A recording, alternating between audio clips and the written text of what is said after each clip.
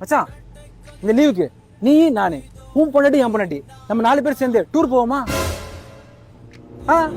டூருக்கு உன் பொண்டாட்டி என் பொண்டாட்டிடா. உனக்கு எப்படி வந்தது இந்த ஐடியா?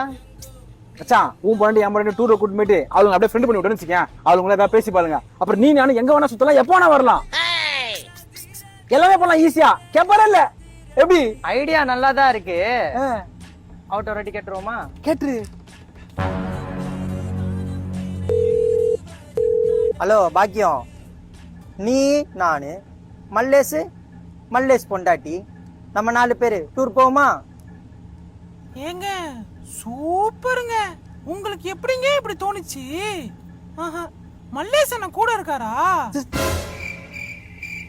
இல்ல. அப்போ சூத்த மூடிக்கினு வீட்டுக்கு வாடா புறம்போக்கு. ஏண்டா புறம்போக்கு, இங்க குடிச்சது பத்தாதுன்னு டூர்ல போய் சரக்கு நக்க போறியா? பாக்கியம் ஃபேமிலியாடி. என்னடா மயிரா ஃபேமிலி? சரக்கு நக்கி தான சாவ போற நீ. பாக்கியம் ஏய் அந்த மல்லேஸ் இருக்கானே அவன் சரியான பொரோட்டு பட்டா குடும்பத்தா. பாக்கியம் ஏய் மல்லேஸ் பொண்டாட்டி இருக்காளே.